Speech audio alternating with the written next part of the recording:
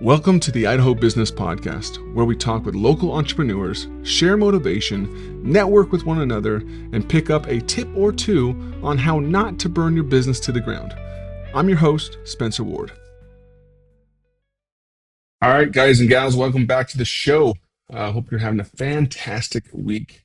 Just thinking, I know I've talked a lot about this just of late, but there's things that just keep eating at me. So I'm like, there's got to be things that are eating at other people. So what's one thing that drove you nuts in your business last year? That's what I want to talk about. Because we have a tendency to get those things that drive us nuts and continue to do it ourselves because no one else can do it right. No one else can do it right, in quotations. So I've got to do it all in quotations. Not the little annoyances, the things that kept popping up, pulling you back in, breaking your focus, and making you think, why is this still a problem? This is what I'm talking about, the one thing, okay? Every business owner has one. The difference between companies that grow and companies that stall isn't whether the problem exists, it's whether the owner finally decides to deal with it. And you have to get frustrated to a point that you're like, all right, I'm done doing all this. I've got to make something change. So for me, that one thing was how our floor projects were running. The work itself wasn't terrible. Customers were happy, but internally it was messy. Too many loose ends, too much reliance on me, too much figuring out as we go, and I couldn't stand it. And I like using my own experiences, guys, because I will be the first one to tell you I'm not perfect. And this is why we talk about this kind of stuff on this podcast. So I just want to share about how things help me and how I've kind of made things better. Not just me, obviously it's my team. So eventually I just had to be honest with myself saying, hey, if something requires my constant involvement to function, that's not a people issue, it's a system issue. So today I want to talk about that moment every owner hits when frustration turns into clarity, when you stop tolerating chaos, and when you finally decide to build systems that don't depend on you being everywhere at once, okay? So this episode literally is about letting go without losing control. And you micromanagers out there are thinking, there's no way. I'm going to tell you there is a way. Okay, here's the truth that most business owners avoid. Businesses don't stagnate because teams are lazy. They stagnate because everything revolves around the owner. We've talked about this before. If you're the one fixing issues, answering every question, making every decision, catching every mistake, you're not leading, you're plugging holes in a leaky boat. And here's where it gets sneaky. A lot of owners just say, it's just faster if I do it. Let's just pretend I'm doing quotations and all these things. I don't have time to explain it. I'll hand it off once things calm down. Guess what? The calm never comes. Calm never comes. As soon as it does come, there's something else to run on. So what does come is burnout, frustration, and resentment, usually aimed at the very people you hired to help. In my case, floor projects kept dragging me back into the weeds, not because my team didn't care, but because we never clarified how the work was supposed to flow from start to finish. No clear ownership, no clear handoffs, no consistent execution. So instead of continuing to be annoyed, I made a decision. Either I fix the system or I accept that I'm choosing to stay stuck. So let's clear something up. SOPs, they're not about micromanagement. They're about removing ambiguity. People don't fail because they want to fail. They fail when expectations live in your head instead of on paper. A good SOP answers three questions. Who owns this? What does done actually mean? And what happens next? Okay, that's it. Peter Drucker says, and my old friend and consultant, Mike Campion, if you can't measure it, you can't improve it, or you can't manage it. I'll add this, if you can't explain it clearly, you can't delegate it. And delegation is the gateway to growth. And here's what a lot of owners mess up. They create an SOP, hand it off once, and assume it's magical. It's magically working forever. That's not leadership, that's hope. The real process looks like this. Create the SOP, put it into practice, verify it's being followed, And verification isn't about catching people doing things wrong. It's about making sure the system actually works in the real world. Okay. Just to give you an example of what I kind of did, you know, we do, floor jobs. We do carpet cleaning, strip and waxing, tile and grout, that kind of stuff for our current customers, and sometimes outside of our current customer, our set list, and we find other people that need those services. Uh, so what was happening is there, like I already explained, that no one really knew what they were supposed to do and who was really in charge of those type of jobs. The janitorial side and the things we do on a regular basis is working like clockwork. But these things that pop up monthly, um, and here and there on weekends, it was just getting muddy. So for me, I was just thinking, okay, let's put in some roles and responsibilities first. Our client experience manager, she's the clear client point of contact first. So initiates the scope, coordinates pricing and logs hours, posts the job, and then our staff manager oversees labor coordination, quality control, and post job feedback. Our supervisors below that staff manager and team leads execute cleaning plan according to the assignment's timelines, and our scheduler inputs the specialized service into the calendar and confirms staffing. Then our executive office assistant verifies data and initiates invoicing after this job is done. And then the chief operating officer, which is me at this point, approves pricing and then ensures profitability. So, and I'll just give you a quick example here. So, our client experience manager will receive the service request. So it's either a floor, carpets, tile and grout, or maybe they need a deep clean in a certain area of their facility or their full facility. So that'll happen. They'll get that request from the client along with the scope of work, which what actually needs to happen, then review the scope of work. Reviews the scope of work for clarity if needed. They need to clarify expectations with the client before proceeding. And then if step two would be pricing discussion if needed. If we've already, if we've done this every year, every month, and pricing's already verified, then it's a non-issue. But in this case, if needed, in case where prices must be provided before the services, the client experience meets with the COO to review the SOW scope of work and determines an appropriate price. Once approved, the price is provided to the client and recorded for internal tracking. So this is all in my internal document here, guys. Step three would be project planning and estimation. So the client experience manager and staff manager meet to estimate time required per task, total labor hours, any special equipment or chemicals needed, prepares a copy of the scope of work formatted for the team to clear to see assigned tasks, mark off completed tasks.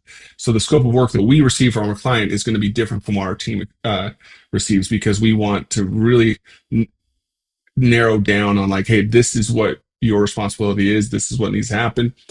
These are the things that need to be there as far as chemicals and equipment to get this job done correctly. Then this document should be printed or shared via Google Docs, similar to how a floor job or anything like that we do is handled. And then step three is notify the scheduler, because they need to know how many labor hours and team size are determined from the client experience and staff manager.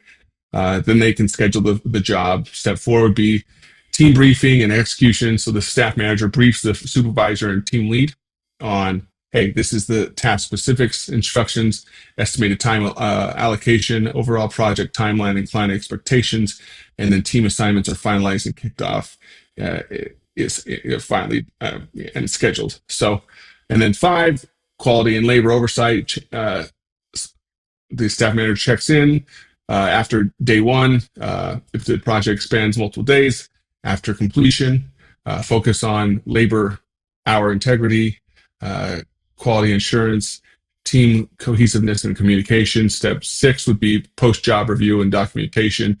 There, the client experience manager and staff manager meets to review job performance, document actual hours, labor hours.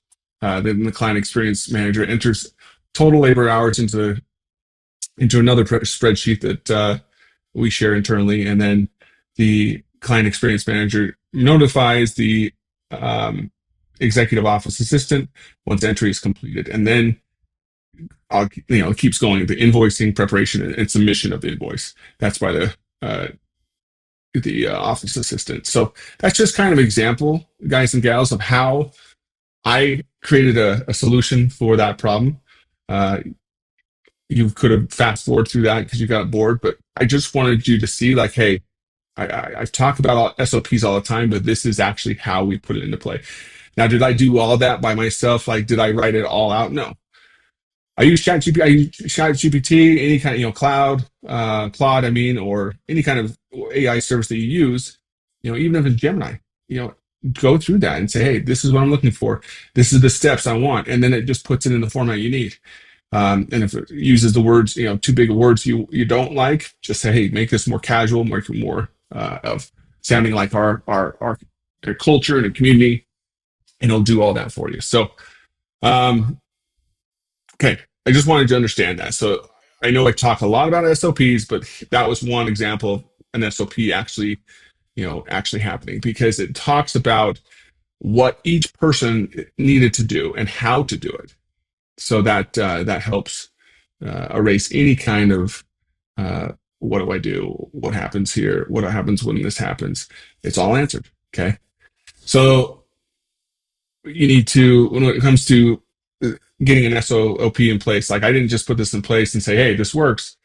Okay. I verified it. I adjusted what didn't work. So this is what most owners quit too early. This is where they quit too early. They try to hand something off. It doesn't go perfectly. And instead of adjusting the system, they say, see, this is why I just do it myself. That mindset is poison. And when something breaks after you delegate, you don't ask, who messed this up?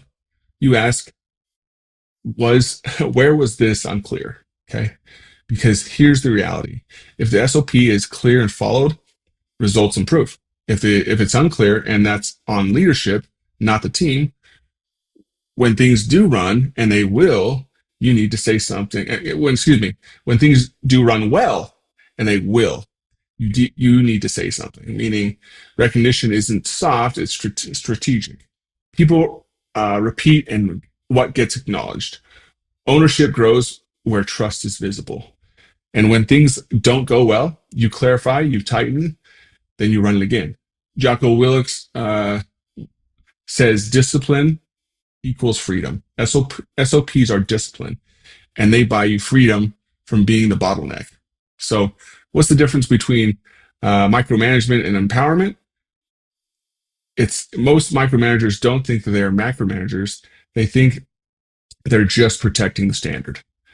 But here's the difference. Micromanagement says, I don't trust you to do this without me. Empowerment says, I'll give you clarity, tools, and support, and then I'll let you run it or own it. Okay. One builds confidence, the other builds dependency. And nothing kills momentum faster than demeaning comments, sighs, or under the breath frustration. If you think no one hears it, they do. Leadership is felt long before it's spoken. Empowered teams don't need babysitting. They need clarity, consistency, and feedback. That's how companies scale. That's what I'm trying to do right now, guys and gals. And that's what all of us are trying to do. But it starts with the basics here, and it starts without getting frustrated.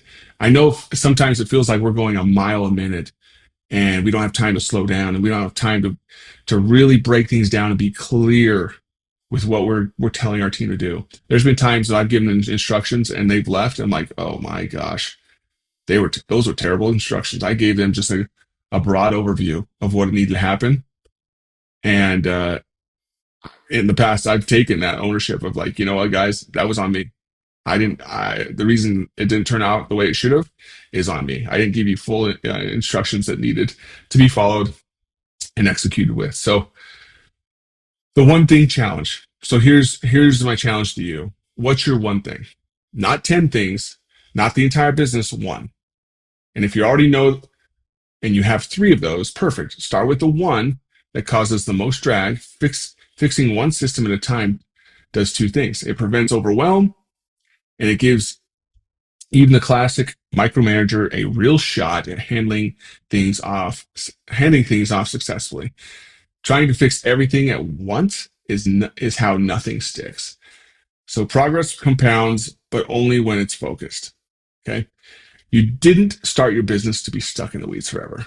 I didn't. I hear people that they're almost in a bragging way. I do everything myself. I swing the hammers. I do this. I issue all the loans, and I come over here and I do all this other paperwork. And they're proud of how busy they are. That's great. But use your busyness that you want to stay busy with things that you actually need to be doing as the owner or manager that produces more money, revenue, profits. That's the stuff you need to be busy with. So fix the system, empower the people, verify the execution, and then step back. So I'll ask you again, what's your one thing? Because when you finally deal with it, you don't just fix a problem, you unlock the next level of your business. And that's where real ownership begins. Hope this helped. I'm obviously my company, and I'm far from perfect, but I'm just trying to spread the things that are helping with our business and how it's helped me to be a better owner. Go out there, be happy, be grateful, and find opportunities to serve others. And have a fantastic week, guys. Adios. That's it for today's Idaho Business Podcast. Hopefully you learned something new. And if you didn't, I've got a cheat code for you. Go to theidahobusinesspodcast.com, enter your email, and get my 20 golden rules for business. It's packed with my best advice, plus it's free. Subscribe, leave a review, share this with a friend. Until next time, keep hustling, keep laughing, and keep Idaho awesome.